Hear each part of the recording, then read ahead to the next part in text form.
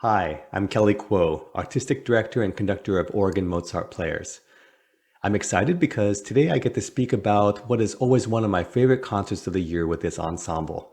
It's the program that features the winners of our Young Soloist competition and side-by-side collaboration with the Eugene Springfield Youth Orchestra. Due to the pandemic, the concert last May featuring our competition winners and members of the ESYO was canceled. Fast forward to this season, when we had hoped to present these collaborations in May. Unfortunately, the state's pandemic parameters forced us to pivot again and change both our venue and all of the repertoire on our program. But when one door closes, often another door opens, and we have tried to make the best out of the situation. The piece that opens this program was composed by a 25-year-old composer and conductor named Quinn Mason, who makes his home in Dallas, Texas. Quinn is one of the most sought-after young composers in the country and has already had commissions by prominent organizations such as the Dallas Symphony Orchestra. An intuitive musician with perfect pitch, he fully admits an obsession with the music of his favorite composer, Stravinsky. Listen to some of the video he put together, which sequences 103 different versions of the same 11 notes from The Rite of Spring over the span of 89 years.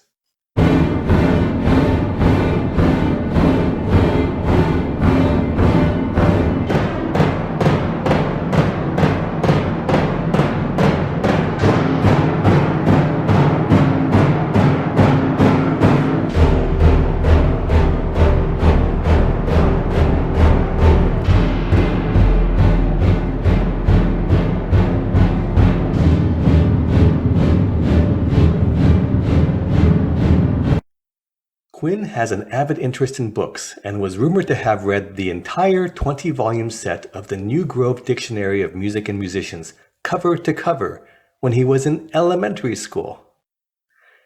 He has a voracious appetite for the works of composers, both past and present, and has studied and absorbed their styles, as is evident from some of his earlier compositions, such as his Symphony No. 3.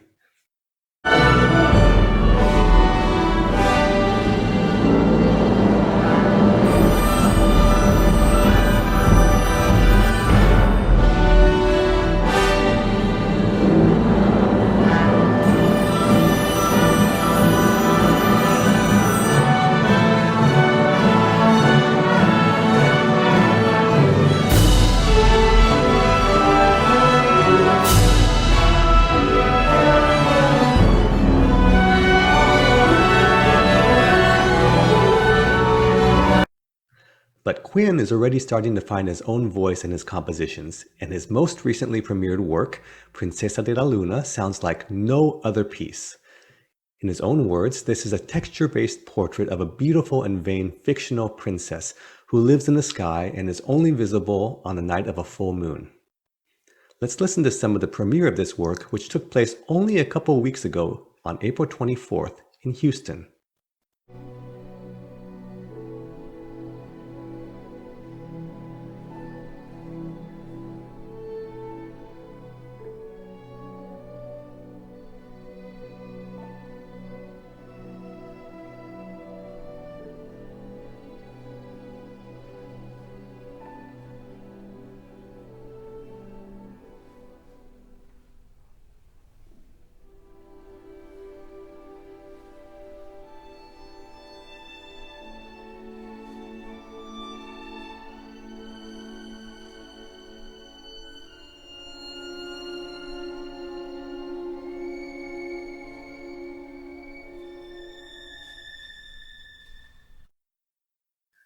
Because of the size of the venue we've been using this season, it was not possible to invite extra musicians from the ESYO to join us.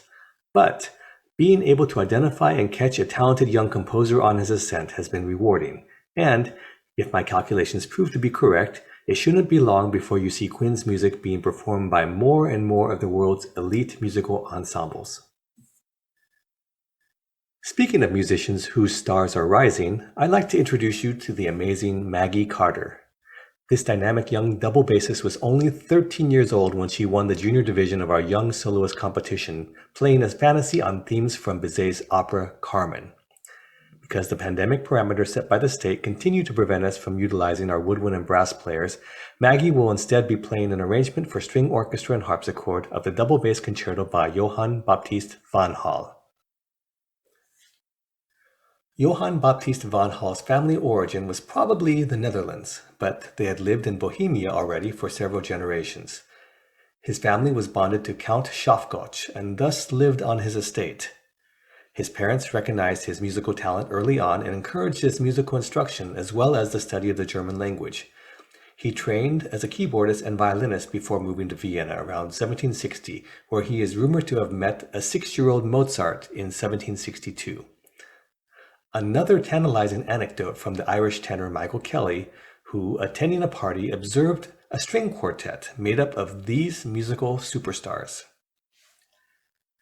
From left to right, the Austrian composer Karl Ditters von Dittersdorf on first violin, his friend Franz Joseph Haydn on second violin, Mozart on viola, and Vanhal on the cello.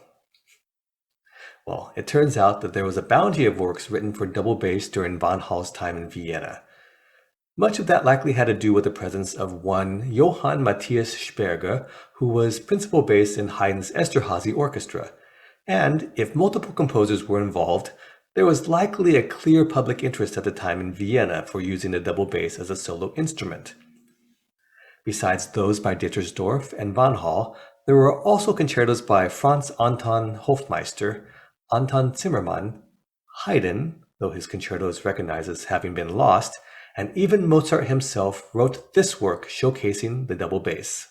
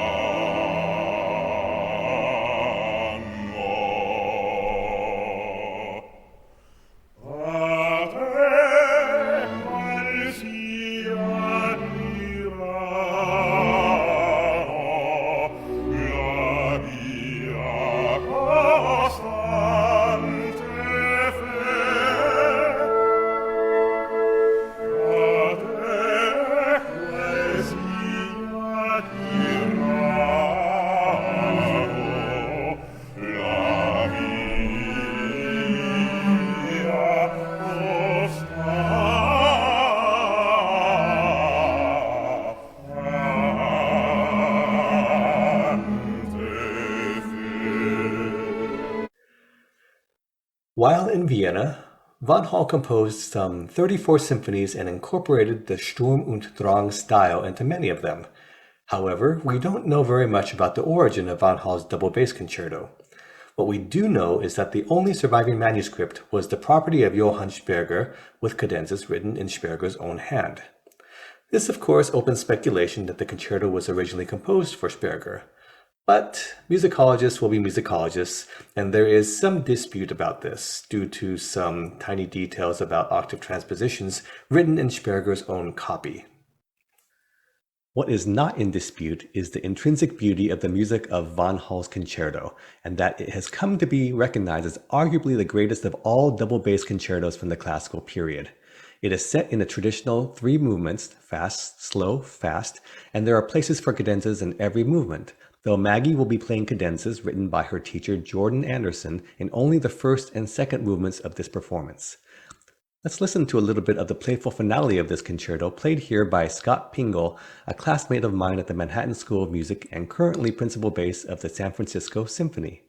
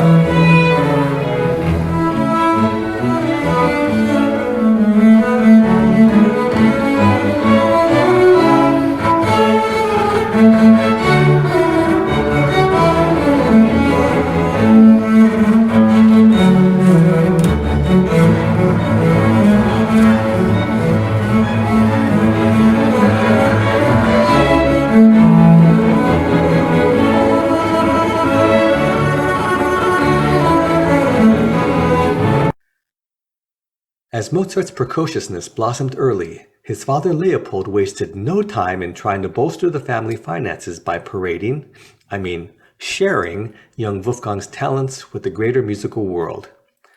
Grand tours all over Europe were an essential part of Wolfgang's childhood, and his musical compositions were especially influenced by the music and styles he encountered during his stops in Italy. By the time Mozart was 15 years old, he had already had 2 successful and career-changing tours of Italy. He was starting to make his mark in opera, symphony, and sonatas, and was poised to transform the piano concerto. Now, back in Salzburg in 1772, he and his father were anticipating a 3rd trip to Italy, and this is when the 3 so-called divertimentos for strings were written. I say so-called because, though the manuscripts are titled Divertimentos, the handwriting is not Mozart's.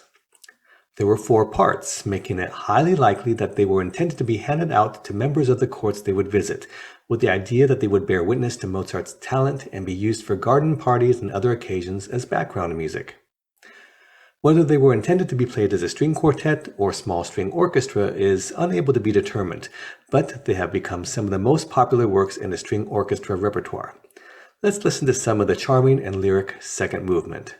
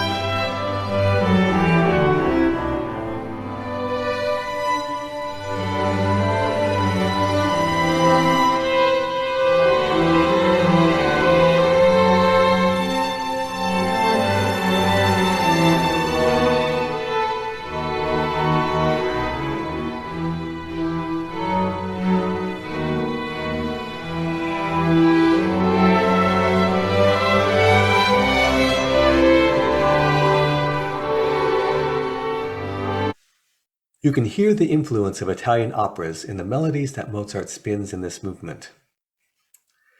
The conductor for the Divertimento in this performance will be OMP's young assistant conductor Daniel Cho.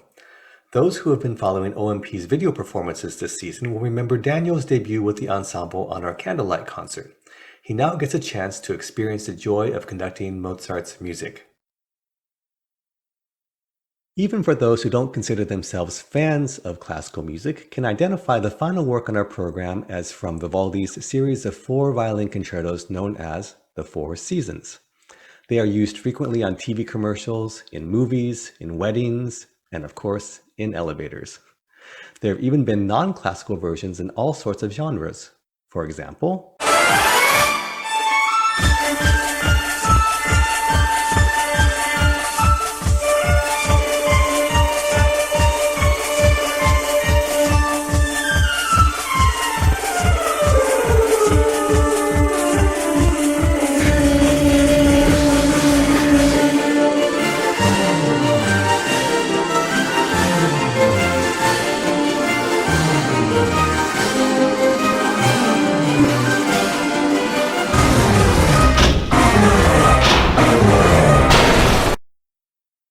published in 1725, The 4 Seasons was one of over 500 concertos that Vivaldi wrote in his lifetime. He had a huge career as a composer, performer, and teacher when he was alive, but following his death, there was a period of over 200 years when his music wasn't performed at all, except for The 4 Seasons. Its popularity was likely connected to its accessibility as programmatic or descriptive music. Each of the 4 seasons was accompanied by a sonnet that pointed to specific imagery playing out in the music. It's possible that the sonnets were written by Vivaldi himself because he added written cues in the scores so that performers would know exactly what they were representing, like a barking dog in the second movement of spring, or the thunder and lightning of a furious storm in the third movement of summer. The senior division winner of our 2020 Young Soloist competition, Ian Song, will be performing Winter from the Four Seasons to end our program. When he won the top prize in last year's competition as a high school sophomore, he became the first musician to win both the junior and senior divisions in our competition, and he did so by playing the first movement of Sibelius's Transcendental Violin Concerto. Now a junior in high school, the talented and trilingual Mr. Song will take on Vivaldi's portrayal of this menacing season, Winter. Bitter cold is conveyed through chattering instruments and harsh dissonances before we warm up indoors next to a cozy fire while freezing rain pelts the windows.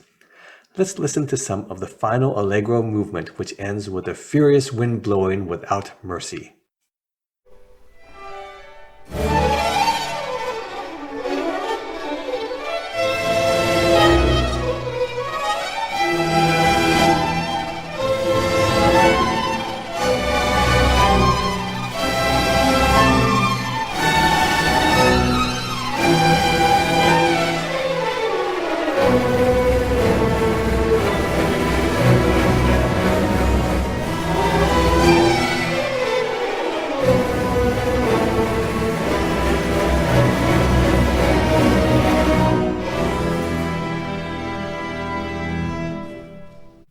This concert will bring us to the end of our 2021 main stage season, and what an unforgettable season it has been.